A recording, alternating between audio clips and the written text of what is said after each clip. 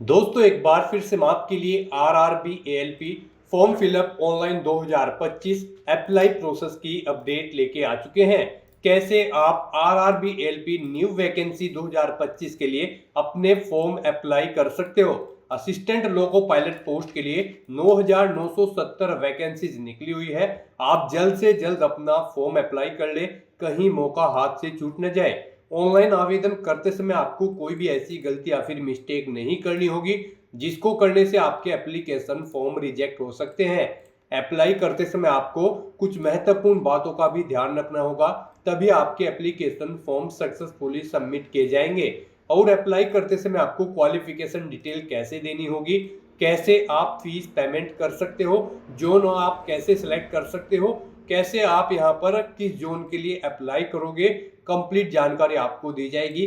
साथ ही साथ document, photograph, signature आप कैसे और कितने केबी में अपलोड कर सकते हो, रजिस्ट्रेशन से लेकर प्रिंट तक आपको कंप्लीट जानकारी इस वीडियो में मिल जाएगी कि कैसे आपको अपना फॉर्म फिल कर लेना होगा। जी हाँ दोस्तों, अप्लाई करने से पहले आपको पूरी वीडियो शुरू से लेके एंड तक स्टेप बाय स्टेप देखनी होगी। इस वीडियो को कंप्लीटली देखने पर ही आपके सभी सवाल और डाउट क्लियर होंगे। तो चलिए दोस्तों, बिना कोई वक्त कमाए शुरू करते हैं RRB LP new vacancy 2025 apply online procedure की पूरी जानकारी। फॉर्म भरने से पहले आपको हमारी वेबसाइट आईएनडी सरकारी नौकरी के इस पेज पर विजिट करना होगा, जिसका लिंक आपको नीचे description plus first comment box में मिल जाएगा। और हमारे इस पेज पर विजिट करके आप यहां से आरआरबी एलपी के लिए फॉर्म अप्लाई कर सकते हो। रेलवे रिक्रूटमेंट बोर्ड आरआरबी भारतीय रेलवे की ओर से असिस्टेंट लोको पायलट एएलपी के लिए 9,970 वैकेंसीज निकली हुई है। लास्ट डेट आवेदन करने की 11 मई 2025 है। 11 मई तक आप इसके लिए अपने फॉर्म फिल कर सकते हो। लास्ट डेट 11 मई है। 19,900 से 63,200 सैलरी है प्रति माह के लिए। यहाँ पर 10वीं पास आईटीआई से आप अप्लाई कर सकते हो। 18 से 30 वर्ष आयु सीमा है। 500 और 250 रुपए फीस है। जनरल ओबीसी डब्ल्यूएस के लिए 400 रिफंड कर दी जाएगी। एसएसटी पीडब्ल्यूडी फीमेल को टोटल फीस रिफंड कर दी जाएगी। कंप्यूटर बेस्ड टेस्ट सीबीटी के आधार पर इसमें आपका सिलेक्शन किया जाएगा। ऑनलाइन अप्लाई कर सकते हो, ऑल इंडिया से अप्लाई कर सकते हो। rrbApply.gov.in पोर्टल से इसकी ऑफिशियल वेबसाइट है। इंपोर्टेंट लिंक सेक्शन के अंतर्गत ऑफिशियल नोटिफिकेशन पीडीएफ लिंक पर क्लिक करके आप इसकी डिटेल नोटिफिकेशन की पीडीएफ डाउनलोड कर सकते हो। इसमें आपको डेट की जानकारी दी गई है, vacancies information, salary, qualification, age limit की जानकारी, complete eligibility criteria, exam pattern, syllabus की इंफॉर्मेशन दी गई है। साथ ही साथ जोन वाइज वैकेंसीज और हाउ टू अप्लाई का कंप्लीट प्रोसीजर दे दिया गया है। तो अप्लाई करने से पहले आपको ये ऑफिशियल नोटिफिकेशन की पीडीएफ पूरा पढ़ना अनिवार्य है। इसको पूरा पढ़ने से ही आपके सभी सवाल और डाउट क्लियर होंगे। पीडीएफ रीड आउट करने के बाद में आपको अप्लाई ऑनलाइन लिंक पर क्लिक करना होगा, तो आपके सामने इसका ऑनलाइन आवेदन करने का ये ऑफिशियल पोर्टल ओपन हो जाएगा। गाइड यहाँ पर आपको डाउनलोड फॉर्मेट्स का ऑप्शन दिया गया है। यहाँ पर आपको CN 1/2025 के इस ऑप्शन पर अपना कर्सर लाना है और यहाँ पर अगर आपको कास्ट सर्टिफिकेट या फिर इनकम सर्टिफिकेट की जरूरत है तो उनके फॉर्मेट आप यहाँ से डाउनलोड कर सकते हो। अप्लाई करने के लिए आपको यहाँ पर अप्लाई की ये टैब दी गई है। इसके ऊपर जैसे ही आप अपना कर्सर लाएंगे यहाँ पर आपको दो ऑप्शन होंगे, क्रिएट एन अकाउंट और ऑलरेडी हैव एन अकाउंट। अगर आपने यहाँ पर अपना अकाउंट पहले से क्रिएट कर रखा है तो आपको ऑलरेडी हैव एन अकाउंट के इस ऑप्शन पर क्लिक करना है। उसके बाद आपके सामने कुछ इस तरह से इंटरफेस होगा। यहाँ पर आपके पास दो ऑप्शन है लॉगिन करने के, लॉगिन विद आधार और लॉगिन विद आरआरबी अकाउंट। आप इनमें से किसी भी ऑप्शन का यूज करते हुए अपने अकाउंट में लॉगिन कर लें और वहां से आप अपना फॉर्म अप्लाई कर लें। और अगर आप इस भर्ती के लिए या फिर आरआरबी की किसी भी भर्ती के लिए 2024 से आप फर्स्ट टाइम अप्लाई करने जा रहे हो तो सबसे पहले यहाँ पर आपको अपना अकाउंट क्रिएट करना होगा। उसके लिए आपको क्रिएट एन अकाउंट के इस ऑप्शन पर क्लिक करना है। उसके बाद आपके सामने यहाँ पर कुछ इस तरह से इंटरफेस होगा। यहाँ पर आपके सामने ये पॉपअप होगा। इसमें आपसे कहा गया है अगर आपने 2024 या उसके बाद अपना रजिस्ट्रेशन यहाँ पर कर रखा है आरआरबी के इस पोर्टल पर तो आपको दोबारा से रजिस्ट्रेशन की जरूरत नहीं है। आप अपना यूजर आईडी और पासवर्ड यूज करते हुए लॉगिन करें और अपना फॉर्म अप्लाई कर लें। और अगर आपने 2024 या 25 में रजिस्ट्रेशन नहीं किया है आरआरबी के इस पोर्टल पर तो यहाँ पर आपको सबसे पहले अपना रजिस्ट्रेशन करना होगा और उसके बाद आपको अपना फॉर्म अप्लाई करना है। तो यहाँ पर आकर आपको ओके के इस ऑप्शन पर क्लिक करना है। फिर यहाँ पर आकर आपको अपनी नेशनलिटी सिलेक्ट कर लेनी है। उसके बाद यहाँ पर आपको अपना कंप्लीट नाम यहाँ पर एंटर करना है। 10वीं की मार्कशीट के अकॉर्डिंग आपका नाम होना चाहिए। फिर उसी नाम को आपको यहाँ पर रिटाइप कर देना है। उसके बाद आपसे पूछा गया है कि क्या आपने कभी अपना नाम चेंज किया है, अगर किया है तो यस ऑप्शन सेलेक्ट करें और फिर आप I understand and I agree के इस ऑप्शन पर क्लिक करें और फिर जो नाम आपने चेंज किया है वो चेंज नेम यहाँ पर आप एंटर करें, उसे रिटाइप करें। और अगर आपने कभी अपना नाम चेंज नहीं किया है तो यहाँ पर आपको नो ऑप्शन सेलेक्ट कर लेना है। उसके बाद यहाँ पर आपको अपनी डेट ऑफ बर्थ सेलेक्ट करनी है। ये डेट ऑफ बर्थ आपको 10वीं की मार्कशीट के अकॉर्डिंग सेलेक्ट करनी है। फिर उसे यहाँ पर आपको टाइप करना है DDMMYY फॉर्मेट में, यानी कि आपको अपनी डेट ऑफ बर्थ यहाँ पर रिटाइप कर देनी है। उसके बाद यहाँ पर आपको अपना जेंडर सेलेक्ट करना है। फिर यहाँ पर आपको अपना जेंडर भी दोबारा से एक बार फिर सिलेक्ट करना होगा। उसके बाद यहाँ पर आपको अपने फादर का नाम एंटर करना है, उसे रिटाइप करना है। मदर का नाम एंटर करना है, उसे भी रिटाइप कर देना है। उसके बाद यहाँ पर आपको अपनी कॉन्टैक्ट डिटेल देनी है। यहाँ पर आकर आपको अपना ईमेल एड्रेस एंटर करना है। उसके बाद जनरेट ईमेल OTP ऑप्शन पर क्लिक करना है। अपना मोबाइल नंबर आपको एंटर करना है, जनरेट मोबाइल OTP ऑप्शन पर क्लिक करना है। उसके बाद आपके ईमेल ID और मोबाइल नंबर पर 2 OTP आएंगे, वो OTP आपको यहाँ पर एंटर करने हैं और अपना मोबाइल नंबर और ईमेल ID को वेरीफाई कर लेना है। उसके बाद यहाँ पर आपको अपना आधार वेरिफिकेशन करना है। यहाँ पर आकर आप अपना आधार कार्ड नंबर एंटर करें। फिर यहाँ पर आप जनरेट आधार OTP के इस ऑप्शन पर क्लिक करें। आपके मोबाइल नंबर पर एक OTP आएगा जिससे आपका आधार लिंक है, वो OTP आप यहाँ पर एंटर करें और अपना आधार यहाँ पर वेरीफाई कर लें। यहाँ पर आधार वेरिफिकेशन के आपके पास 2 ऑप्शन हैं। आप OTP के थ्रू अपना वेरिफिकेशन कर सकते हैं या फिर आप फिंगरप्रिंट वेरिफिकेशन ऑप्शन पर क्लिक करके यहाँ पर अपना आधार वेरीफाई कर सकते हैं। यहाँ पर आप इन दोनों ऑप्शन में से कोई भी ऑप्शन यूज करके वेरीफाई के बटन पर क्लिक करके अपना आधार वेरीफाई कर लें। और अगर आपके पास आधार कार्ड नहीं है तो आप I do not have Aadhaar card के इस ऑप्शन पर क्लिक करेंगे। दोबारा से I do not have Aadhaar card के ऑप्शन पर क्लिक करें। यहाँ पर आप अपना कोई वैलिड प्रूफ ID सिलेक्ट करें, उसका नंबर यहाँ पर दें, किसने आपको वो इशू किया है उस अथॉरिटी का नाम यहाँ पर आप एंटर करें, प्लेस ऑफ इशू यहाँ पर दें, डेट ऑफ इशू यहाँ पर आप सिलेक्ट करें। यहाँ पर हम आपको सजेस्ट करेंगे आधार अगर आपके पास नहीं है या फिर वो अपडेटेड नहीं है तो उसमें आप अपडेट करा लें। यहाँ पर आधार वेरिफिकेशन आपके लिए बेस्ट ऑप्शन रहेगा क्योंकि आगे भी आपको आधार की जरूरत पड़ेगी इस भर्ती की आगे की टास्क के लिए, तो यहाँ पर आप बेस्ट रहेगा कि आप अपना आधार वेरीफाई कर लें। उसके बाद यहाँ पर आपको चेकबॉक्स को ओके करना है। फिर यहाँ पर आपको अपना पासवर्ड क्रिएट करना है। पासवर्ड यहाँ पर आप कोशिश करें कि आपका पासवर्ड अल्फा न्यूमेरिक फॉर्मेट में हो, मींस आपके पासवर्ड में कम से कम एक अपर केस कैरेक्टर, एक लोअर केस कैरेक्टर, एक इंटीजर नंबर और एक स्पेशल कैरेक्टर जैसे कि @ या फिर $, होना चाहिए। तो इस फॉर्मेट में यहाँ पर आपको अपना पासवर्ड रेडी कर लेना है। वही पासवर्ड आपको कंफर्म पासवर्ड फील्ड में एंटर करना है। इस कैप्चा कोड के इस चेकबॉक्स को ओके करना है और फिर गाइस यहाँ पर आपको preview and create an account के इस ऑप्शन पर क्लिक कर देना है। यहाँ पर इस ऑप्शन पर क्लिक करते ही आपकी जो डिटेल्स आपने फिल की होगी यहाँ पर रजिस्ट्रेशन की, उनका पूरा प्रीव्यू आपको शो होगा। उन्हें आपको केयरफुली चेकआउट करना है। अगर कोई मिस्टेक होगी तो आप एडिट कर लेंगे, नहीं तो आपको अपना रजिस्ट्रेशन कंप्लीट कर लेना है। आपका रजिस्ट्रेशन सक्सेसफुली कंप्लीट होने के बाद आपको RRB के ऑफिशियल पोर्टल पर रिडायरेक्ट कर दिया जाएगा। यहाँ पर आकर आपको दोबारा से अप्लाई के इस ऑप्शन पर क्लिक करना है। फिर यहाँ पर आपको ऑलरेडी हैव एन अकाउंट के इस ऑप्शन पर क्लिक करना है या फिर आपके सामने डायरेक्टली यही इंटरफेस शो होगा। फिर यहाँ पर आने के बाद आपको लॉगिन विद आधार या फिर लॉगिन विद RRB अकाउंट, इन दोनों ऑप्शन में से कोई भी ऑप्शन का यूज करते हुए आपको अपने डैशबोर्ड में लॉगिन करना है। गाइस यहाँ पर अगर आप login with Aadhaar option select करते हैं तो फिर यहाँ पर आपको अपना आधार नंबर एंटर करना है। उसके बाद आपको जनरेट आधार OTP के ऑप्शन पर क्लिक करना है। एक OTP आपके मोबाइल नंबर पर आएगा जिससे आपका आधार लिंक है, वो OTP आपको यहाँ पर एंटर करना है। I am not a robot इस चेकबॉक्स को ओके करना है और फिर आपको यहाँ पर लॉगिन के इस ऑप्शन पर क्लिक करके अपने डैशबोर्ड में लॉगिन कर लेना है और फिर वहां से आपको अपना फॉर्म अप्लाई करना है। और अगर आप login with RRB account option select करते हैं तो आपके सामने फिर यहाँ पर कुछ इस तरह से इंटरफेस शो होगा। यहाँ पर आने के बाद अब आपको अपना मोबाइल नंबर या फिर ईमेल एड्रेस एंटर करना है, अपना पासवर्ड आपको एंटर करना है। I am not a robot आपको इस चेकबॉक्स को ओके करना है और फिर यहाँ पर आपको कैप्चा कोड के अकॉर्डिंग आपको इमेज सेलेक्ट कर लेनी है और फिर गाइस यहाँ पर आपको लॉगिन के इस ऑप्शन पर क्लिक करके अपने डैशबोर्ड में लॉगिन कर लेना है। जैसे ही आप लॉगिन के ऑप्शन पर क्लिक करेंगे आपके सामने कुछ इस तरह से इंटरफेस होगा। यहाँ पर अब आपको 2 फैक्टर ऑथेंटिकेशन मोड कंप्लीट करना है। यहाँ पर आप सेंड OTP टू ईमेल, आप इस ऑप्शन पर क्लिक करें। आपकी ईमेल ID पर एक OTP जाएगा, वो OTP आप यहाँ पर एंटर करें या फिर आप सेंड OTP टू फोन के ऑप्शन पर क्लिक करें। फिर आपके मोबाइल नंबर पर एक OTP जाएगा, वो OTP आपको यहाँ पर एंटर करना है और फिर गाइज आपको लॉगिन के इस ऑप्शन पर क्लिक करके अपने डैशबोर्ड में लॉगिन कर लेना है। लॉगिन करने के बाद आपके सामने आपका डैशबोर्ड कुछ इस तरह से शो होगा। यहाँ पर आपको टॉप पर ही 4 ऑप्शन दिए गए हैं। सबसे पहले यहाँ पर आपको कुछ जनरल इंस्ट्रक्शन दिए गए हैं। आपको फॉर्म अप्लाई करने से पहले इन्हें केयरफुली रीड कर लेना है।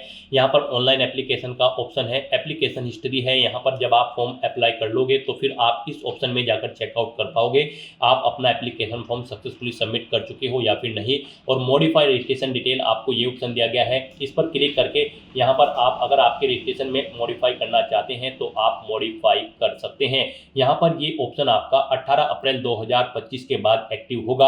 आप इस ऑप्शन का यूज करते हुए अगर आपने रजिस्ट्रेशन में चेंज आउट करना चाहते हैं तो आप चेंज कर सकते हैं। तो यहाँ पर बस अब अगर आपका रजिस्ट्रेशन ओके है तो आपको अपना ऑनलाइन फॉर्म फिल करना है। उसके लिए आपको ऑनलाइन एप्लीकेशन के इस ऑप्शन पर क्लिक करना है या फिर जनरल इंस्ट्रक्शन के यहाँ पर आपको ऑनलाइन एप्लीकेशन के इस ऑप्शन पर क्लिक करना है।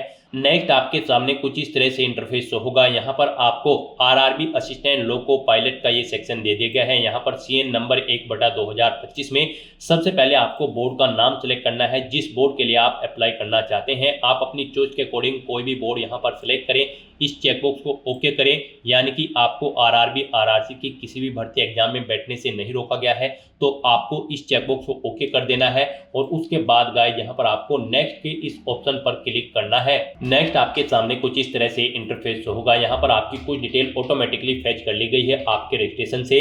यहाँ पर बस अब आपको सबसे पहले अपना मैरिटल स्टेटस देना है, उसके बाद आपको अपना रिलीजन सेलेक्ट करना है, अपनी मातृभाषा यहाँ पर आपको सिलेक्ट कर लेनी है।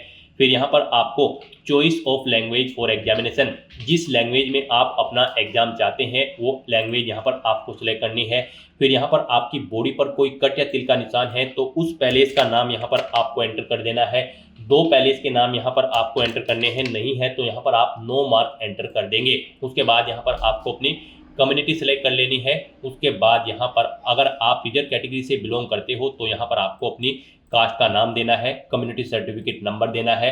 कम्युनिटी सर्टिफिकेट आपको किस अथॉरिटी ने इशू किया है, collector, city magistrate, deputy collector, आप अपने अकॉर्डिंग यहाँ पर ऑप्शन सेलेक्ट करें। उसके बाद इशूइंग स्टेट यहाँ पर आप सिलेक्ट करें। उसके बाद यहाँ पर आपका जो सर्टिफिकेट है वो कब आपको इशू हुआ है वो डेट आपको सिलेक्ट कर लेनी है। फिर यहाँ पर आपसे पूछा गया है कि क्या आप फ्री ट्रैवल पास चाहते हैं रेलवे का, अगर चाहते हैं तो यस करें। और फिर यहाँ पर आप अपने नियरेस्ट रेलवे स्टेशन का नाम एंटर करें और फिर यहाँ पर आप अपना वैलिड कास्ट सर्टिफिकेट अपलोड कर दें। आपका सर्टिफिकेट यहाँ पर 400 KB से कम होना चाहिए, PDF फॉर्मेट में होना चाहिए। आपको अपलोड डॉक्यूमेंट के ऑप्शन पर क्लिक करना है, फाइल को सिलेक्ट कर लेना है और अपना कास्ट सर्टिफिकेट यहाँ पर आपको अपलोड कर देना है। और अगर आप यहाँ पर अनरिजर्व कैटेगरी से आते हैं तो फिर आगे के ऑप्शन आपको डिसेबल्ड कर दिए जाएंगे। उसके बाद यहाँ पर आपको अपना प्रेजेंट एड्रेस एंटर करना है, फिर आपको अपना परमानेंट एड्रेस एंटर करना है। और अगर आपका परमानेंट एड्रेस आपके प्रेजेंट एड्रेस के अकॉर्डिंग सेम है तो आप इस चेकबॉक्स को ओके कर दें। ऑटोमेटिकली आपका परमानेंट एड्रेस आपके प्रेजेंट एड्रेस के अकॉर्डिंग फिल हो जाएगा। उसके बाद गाइस यहाँ पर आपको सेव के इस ऑप्शन पर क्लिक करके अपनी डिटेल सेव कर देनी है और फिर आपको नेक्स्ट के इस ऑप्शन पर क्लिक करना है। नेक्स्ट गाइस यहाँ पर आपको अपनी कैटेगरी की डिटेल देनी है। यहाँ पर आपसे पूछा गया है कि क्या आप EX सर्विसमैन हैं, अगर हैं तो आप यस ऑप्शन सेलेक्ट करें। फिर यहाँ पर आप अपनी डिफेंस सर्विस सेलेक्ट करें, किसमें आप EX सर्विसमैन थे, आर्मी, नेवी, एयरफोर्स, अपने अकॉर्डिंग ऑप्शन सेलेक्ट करें। अपनी रैंक यहाँ पर एंटर करें, डेट ऑफ अटेस्टेशन यहाँ पर आप सिलेक्ट करें। और फिर आपसे पूछा गया कि क्या आप फिलहाल भी डिफेंस सर्विस में कार्यरत हैं, अगर हैं तो यस करें और फिर यहाँ पर नहीं है तो आप नो ऑप्शन सेलेक्ट कर लें। अगर आप यहाँ पर जॉब छोड़ चुके हो, डेट ऑफ डिस्चार्ज यहाँ पर आप सिलेक्ट करें, रीजन ऑफ डिस्चार्ज यहाँ पर दे, डिस्चार्ज सर्टिफिकेट नंबर दे। क्या आपने दोबारा से री एम्प्लॉयमेंट किया है एज ए EX सर्विसमैन, अगर किया है तो यस करें, नहीं तो नो ऑप्शन सेलेक्ट करें। और गाइज अगर आप EX सर्विसमैन नहीं हो तो यहाँ पर आपको नो ऑप्शन सेलेक्ट करना है, आगे की डिटेल आपको डिसेबल्ड कर दी जाएगी। फिर यहाँ पर आपसे पूछा गया कि क्या आप EBC सर्टिफिकेट होल्डर कैंडिडेट हैं, अगर हैं तो आप यस करें और फिर I understand and I agree के इस ऑप्शन पर क्लिक करें। फिर यहाँ पर आपसे पूछा गया है कि do you wish to avoid fee concession, अगर आप फीस में कंसेशन चाहते हैं तो यस ऑप्शन सेलेक्ट करें। फिर अपना सर्टिफिकेट नंबर दें, इश्यूइंग अथॉरिटी यहाँ पर आप सेलेक्ट करें, कब आपको ये सर्टिफिकेट इशू हुआ है वो डेट आप सेलेक्ट कर लें। और अगर आप ईबीसी सर्टिफिकेट होल्डर कैंडिडेट नहीं है तो यहाँ पर आपको नो ऑप्शन सेलेक्ट करना है। उसके बाद यहाँ पर आपसे पूछा गया कि क्या आप रेलवे में सर्विस करते हैं। यहाँ पर अगर आप रेलवे एम्प्लॉय हैं तो आप यस करेंगे। फिर यहाँ पर आपसे पूछा गया कि क्या आपने यहाँ पर एनओसी के लिए अप्लाई किया हुआ है, तो यहाँ पर आप किया हुआ है तो यस करें, नहीं तो आप यहाँ पर नो ऑप्शन सेलेक्ट करेंगे। और उसके बाद यहाँ पर आपको अपनी कैटेगरी देनी है, उसके बाद प्लेस ऑफ वर्किंग देना है, अपना जोन यहाँ पर आपको सिलेक्ट करना है। और अगर आप रेलवे के एम्प्लॉय नहीं है तो यहाँ पर आपको नो ऑप्शन सेलेक्ट करना है। उसके बाद यहाँ पर आपको पूछा गया कि क्या आप करंट में कहीं पर एम्प्लॉय हैं, अगर हैं तो यहाँ पर आप ऑप्शन सेलेक्ट करें। आप सेंट्रल गवर्नमेंट में एम्प्लॉय हैं, स्टेट में या फिर किसी पब्लिक सेक्टर में, तो यहाँ पर आप अपने अकॉर्डिंग ऑप्शन सेलेक्ट करें और फिर यहाँ पर आप उसकी डिटेल दें। जैसे कि अगर आप स्टेट गवर्नमेंट में एम्प्लॉय हैं तो नेम ऑफ ऑर्गेनाइजेशन, किस डेट से आपने जॉब स्टार्ट की है और क्या फिलहाल भी आप वर्क कर रहे हैं, यहाँ पर आपको ये डिटेल्स प्रोवाइड करानी है। और अगर आप यहाँ पर करंट एम्प्लॉयमेंट नहीं है, यानी कि आप करंट में जॉब नहीं करते हैं, तो फिर यहाँ पर आपको नॉट एप्लीकेबल का ये ऑप्शन सेलेक्ट करना है। उसके बाद आपको इस पेज को नीचे स्क्रॉल डाउन करना है। नेक्स्ट यहाँ पर आपसे पूछा गया कि क्या आपने अपना एसीटी अप्रेंटिस का कोर्स कंप्लीट किया हुआ है। अगर किया हुआ है तो यहाँ पर आप यस ऑप्शन सेलेक्ट करें। फिर आप अपनी ट्रेड का नाम सेलेक्ट करें, किस ट्रेड में आपने कोर्स कंप्लीट किया है, कब से आपने ट्रेनिंग स्टार्ट की थी वो डेट सेलेक्ट करें, कब कंप्लीट हुई है वो डेट आप सेलेक्ट करें। फिर यहाँ पर आपका रिजल्ट डिक्लेयर हो चुका है या फिर नहीं, आपको येस या नो ऑप्शन सेलेक्ट करना है। और अगर गाइज यहाँ पर आप अपना एसीटी अप्रेंटिस का कोर्स कंप्लीट नहीं किए हो तो यहाँ पर आपको नो ऑप्शन सेलेक्ट करना है। फिर आपको ये डिटेल देनी नहीं होगी। उसके बाद यहाँ पर आपको अपनी बैंक की डिटेल देनी है। यहाँ पर आप अकाउंट होल्डर का नाम एंटर करें। फिर यहाँ पर आकर आपको अपने बैंक अकाउंट का नंबर एंटर करना है, उसे यहाँ पर आपको दोबारा से एंटर करके कंफर्म कर लेना है। फिर आपको अपने बैंक का आईएफएससी कोड देना है, कंफर्म के ऑप्शन पर क्लिक करना है। आपके बैंक का नाम और आपको आपके बैंक का एड्रेस यहाँ पर आपके आईएफएससी कोड के अकॉर्डिंग शो हो जाएगा। इस तरह से अपनी डिटेल यहाँ पर फिल करने के बाद फिर गाइज आपको सेव के इस ऑप्शन पर क्लिक करके अपनी डिटेल सेव कर देनी है और फिर आपको नेक्स्ट के इस ऑप्शन पर क्लिक कर देना है। नेक्स्ट यहाँ पर आपको अपनी एजुकेशनल क्वालिफिकेशन की डिटेल देनी है। यहाँ पर आरआरबी असिस्टेंट लोको पायलट की इस भर्ती में पार्टिसिपेट करने के लिए आपका 10वीं क्लास पास आउट होना जरूरी है, प्लस आपके पास आईटीआई का सर्टिफिकेट भी होना जरूरी है किसी रिलेवेंट ट्रेड के अंतर्गत। तो यहाँ पर अब आपको सबसे पहले आकर आपको अपनी एडिट के इस ऑप्शन पर क्लिक करना है। उसके बाद यहाँ पर आपको अपनी 10वीं क्लास की डिटेल प्रोवाइड करनी है। यहाँ पर आपको सबसे पहले स्टेट सेलेक्ट करना है, किस स्टेट से आपने अपनी 10वीं क्लास पास आउट की है। फिर आपको अपना डिस्ट्रिक्ट सेलेक्ट करना है। फिर आपको बोर्ड का नाम यहाँ पर देना है, किस बोर्ड से आपने अपनी 10वीं क्लास पास आउट की है। फिर आपको पासिंग डेट यहाँ पर सिलेक्ट करनी है, किस डेट को आपने अपनी 10वीं क्लास पास आउट की है।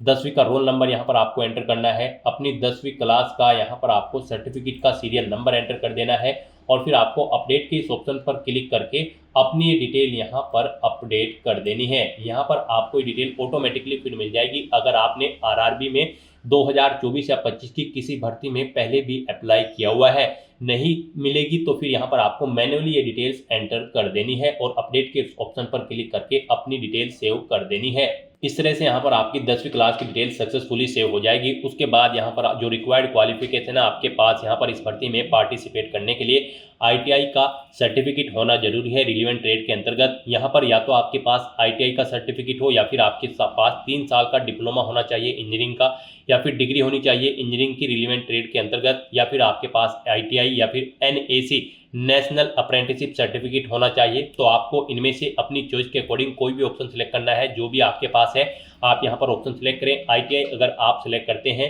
तो फिर यहाँ पर आकर आपको सबसे पहले ट्रेड सेलेक्ट करनी है, किस ट्रेड में आपने अपनी आईटीआई कंप्लीट की है। फिर आपको स्टेट सेलेक्ट करना है, किस स्टेट से आपने अपनी आईटीआई कंप्लीट की है। फिर स्टेट के अकॉर्डिंग यहाँ पर आपको अपना डिस्ट्रिक्ट सेलेक्ट कर लेना है, इंस्टीट्यूट का नाम देना है जिससे आपने अपनी आईटीआई कंप्लीट की है, पासिंग डेट यहाँ पर आपको सिलेक्ट करनी है, कब पास आउट की है, सर्टिफिकेट आपको किसने इशू किया है आईटीआई का, एनसीवीटी या फिर एससीवीटी ने, आप अपने अकॉर्डिंग ऑप्शन सेलेक्ट करें। सर्टिफिकेट का टाइप यहाँ पर आप सिलेक्ट करें, वो नेशनल ट्रेड सर्टिफिकेट है या फिर स्टेट ट्रेड सर्टिफिकेट है। इस तरह से अपनी डिटेल यहाँ पर फिल करने के बाद फिर आपको ऐड के इस ऑप्शन पर क्लिक करना है और अपनी इस डिटेल को यहाँ पर ऐड कर देना है। इस तरह से यहाँ पर आपकी आईटीआई की डिटेल भी ऐड हो जाएगी। उसके बाद अगर आपके पास 3 साल का डिप्लोमा है इंजीनियरिंग का या फिर डिग्री है इंजीनियरिंग की या फिर एनएससी सर्टिफिकेट है, तो आप अपने अकॉर्डिंग यहाँ पर ऑप्शन सेलेक्ट करके उसकी डिटेल भी सेम ऐसे ही यहाँ पर प्रोवाइड करा सकते हैं। इस तरह से अपनी क्वालिफिकेशन की डिटेल फिल करने के बाद फिर आपको नेक्स्ट के इस ऑप्शन पर क्लिक करना है।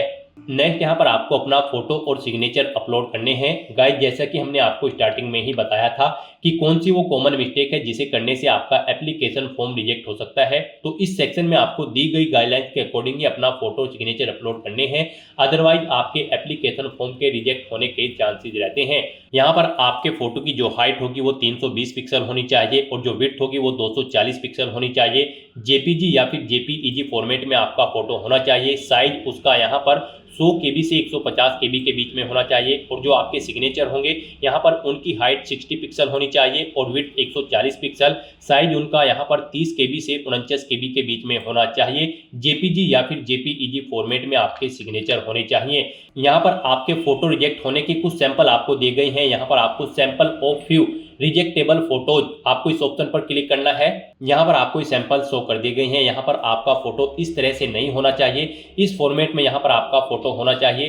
ग्रीन कलर का जो यहाँ पर आपको साइन शो हो रहा है, इस फॉर्मेट में आपका फोटो होना चाहिए। आपके फोटो का बैकग्राउंड जो है वो यहाँ पर व्हाइट होना चाहिए। कोई भी रंगीन बैकग्राउंड का फोटो यहाँ पर एक्सेप्टेबल नहीं होगा। तो यहाँ से आप चेकआउट कर ले, इन फॉर्मेट में आपके फोटो रिजेक्टेबल होंगे और इस फॉर्मेट में आपका फोटो यहाँ पर एक्सेप्टेबल होगा। सिग्नेचर भी यहाँ पर आपके व्हाइट पेपर पर ब्लैंक इंक पेन से होने चाहिए। तो यहाँ पर अब आपको अपना फोटो और सिग्नेचर अपलोड करने के लिए ब्राउज की इस ऑप्शन पर क्लिक करना है, फाइल को सिलेक्ट कर लेना है और अपना फोटो और सिग्नेचर यहाँ पर आपको अपलोड कर देना है। गाइस यहाँ पर अगर आपके फोटो या सिग्नेचर का साइज कम या ज्यादा है तो आप उसे यहाँ पर रिसाइज कर सकते हैं। आप यहाँ पर MS पेंट में जाकर अपना फोटो या सिग्नेचर दी गई रिक्वायरमेंट के अकॉर्डिंग सेट कर लें, या फिर बहुत सारी ऑनलाइन वेबसाइट्स हैं उन पर आप अपना फोटो या सिग्नेचर अपलोड करके उनका साइज दी गई रिक्वायरमेंट के अकॉर्डिंग सेट कर सकते हैं। आप गूगल पर जाएं, वहां पर आप इमेज रिसाइजर टाइप करें, मल्टीपल्स वेबसाइट आपके सामने शो होंगी। वहां पर आप सिलेक्ट इमेज ऑप्शन पर क्लिक करें, इमेज को सिलेक्ट करें और अपनी दी गई गाइडलाइंस के अकॉर्डिंग आप उसका फोटो का साइज यहाँ पर सेट कर लें और फिर यहाँ पर आप अपना फोटो और सिग्नेचर अपलोड कर दें। इस तरह से यहाँ पर आपको अपना फोटो और सिग्नेचर अपलोड करने के बाद फिर आपको सेव के इस ऑप्शन पर क्लिक करके अपना फोटो और सिग्नेचर सेव कर देने हैं और फिर गाइस यहाँ पर आपको नेक्स्ट के इस ऑप्शन पर क्लिक करना है। नेक्स्ट यहाँ पर आपको अपनी जोन प्रेफरेंस देनी है। आपने स्टार्टिंग में जो भी बोर्ड सेलेक्ट किया होगा उसके अकॉर्डिंग आप जिस भी जोन पर अप्लाई करने के लिए एलिजिबल हैं वो जोन्स यहाँ पर आपको शो कर दिए गए हैं। अब आपको यहाँ पर अपनी चॉइस के अकॉर्डिंग इन्हें प्रेफरेंस देना है। यहाँ पर आप जिस जोन को फर्स्ट नंबर पर सिलेक्ट करेंगे यानी कि उसके सामने प्लस के इस ऑप्शन पर क्लिक करेंगे उसे यहाँ पर फर्स्ट प्रेफरेंस दिया जाएगा और जिसे आप सेकंड नंबर पर सिलेक्ट करेंगे उसे यहाँ पर सेकंड नंबर पर प्रेफरेंस दिया जाएगा। आप अपनी चॉइस के अकॉर्डिंग यहाँ पर जिस भी जोन को जिस नंबर पर प्रेफरेंस देना चाहते हैं उस नंबर पर सिलेक्ट करके अपने जोन की प्रेफरेंस यहाँ पर सेट कर दें। उसके बाद आपको इस पेज को नीचे स्क्रॉल डाउन करना है। उसके बाद यहाँ पर आपको इस चेकबॉक्स को ओके करना है। फिर यहाँ पर आपको अपनी एग्जाम की ट्रेड सेलेक्ट कर लेनी है जिस ट्रेड के लिए आप अप्लाई करना चाहते हैं। फिर आपको डिक्लेरेशन सेक्शन में आना है, आपको इस चेकबॉक्स को ओके करना है, अपना पैलेस यहाँ पर एंटर करना है और फिर गाइस यहाँ पर आपको सेव के इस ऑप्शन पर क्लिक करके अपनी डिटेल सेव कर देनी है और उसके बाद आपको यहाँ पर प्रीव्यू एप्लीकेशन के इस ऑप्शन पर क्लिक करना है। नेक्स्ट आपको आपके एप्लीकेशन फॉर्म का पूरा प्रीव्यू यहाँ पर शो कर दिया गया है। आपको सभी डिटेल्स केयरफुली चेकआउट करनी है, पेज को नीचे स्क्रॉल डाउन करना है, इस चेकबॉक्स को ओके करना है। कहीं पर कोई मिस्टेक है तो आप यहाँ पर एडिट के इस ऑप्शन पर क्लिक करके अपने एप्लीकेशन फॉर्म की डिटेल को एडिट कर सकते हो और अगर सभी चीजें ओके हैं तो यहाँ पर बस अब आपको अपना एप्लीकेशन फॉर्म सबमिट कर देना है। उसके लिए यहाँ पर आपको सबमिट के इस ऑप्शन पर क्लिक करना है। नेक्स्ट आपको यहाँ पर फीस पेमेंट के इंटरफेस पर डायरेक्ट कर दिया जाएगा। यहाँ पर गाइड अब आपको अपना फीस पेमेंट करना है। यहाँ पर हम आपको बता दें जनरल OBC EWS कैंडिडेट को 500 रुपये फीस के रूप में जमा कराने हैं। SC ST PWD women candidate को 250 रुपये फीस के रूप में जमा कराने हैं।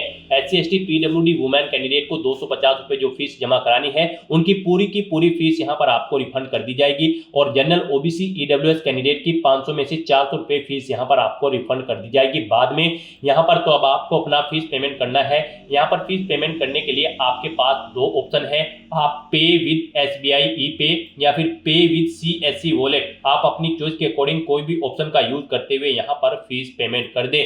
यहाँ पर अगर आप पे with SBI ePay option select करते हैं तो फिर यहाँ पर आपको चेकबॉक्स को ओके करना है। उसके बाद आपको प्रोसीड के ऑप्शन पर क्लिक करना है। नेक्स्ट यहाँ पर आपके सामने फीस पेमेंट का इंटरफेस ओपन हो जाएगा। गाइस यहाँ पर आने के बाद आप debit card, credit card, SBI corporate credit card या फिर इंटरनेट बैंकिंग या फिर यूपीआई के माध्यम से अपना फीस पेमेंट कर सकते हो। यूपीआई यहाँ पर आपके लिए बेस्ट ऑप्शन रहेगा। आप यूपीआई के इस ऑप्शन पर क्लिक करें। अगर आपको अपनी यूपीआई आईडी पता है तो आप एंटर यूपीआई आईडी के इस ऑप्शन पर क्लिक करें। यहाँ पर आप अपनी यूपीआई आईडी एंटर करें और वैलिडेट यूपीआई आईडी ऑप्शन पर क्लिक करते हुए अपना फीस पेमेंट कर दें। और अगर आप क्यूआर कोड के थ्रू फीस पेमेंट करना चाहते हैं तो यहाँ पर आप यूपीआई क्यूआर के इस ऑप्शन पर क्लिक करें। फिर आप पे नाउ के इस ऑप्शन पर क्लिक करें। पे नाउ ऑप्शन पर क्लिक करते ही आपके सामने एक क्यूआर कोड शो होगा। आप उसे अपने किसी भी यूपीआई से स्कैन करें और अपना फीस पेमेंट कर दें। सक्सेसफुली फीस पेमेंट करने के बाद आपको आपके डैशबोर्ड में डायरेक्ट कर दिया जाएगा। अपने डैशबोर्ड में आकर आपको एप्लीकेशन हिस्ट्री की स्टेप पर आना है और फिर यहाँ पर आपको असिस्टेंट लोको पायलट के सामने यहाँ पर आपको व्यू एप्लीकेशन के इस ऑप्शन पर क्लिक करके अपने एप्लीकेशन फॉर्म का एक हार्ड कॉपी प्रिंट आउट ले लेना है फ्यूचर यूज के लिए, फ्यूचर रेफरेंस के लिए। यहाँ पर आप अपने एप्लीकेशन फॉर्म का स्टेटस भी चेकआउट कर सकते हो। यहाँ पर आपके एप्लीकेशन फॉर्म का स्टेटस आपको सक्सेस शो कर दिया जाएगा अगर आपका एप्लीकेशन फॉर्म सक्सेसफुली सबमिट हो जाता है। तो दोस्तों ऐसे आप RRB assistant loco pilot 9970 post के लिए अपना फॉर्म अप्लाई कर सकते हो बिना कोई मिस्टेक किए हुए, स्टेप बाय स्टेप। आज की इस वीडियो में बस इतना ही। आई होप ये वीडियो आपको पसंद आई होगी। अगर पसंद आई हो तो इसे लाइक और शेयर करें। चैनल पर नए हो तो इसे सब्सक्राइब कर लें। Thanks for watching.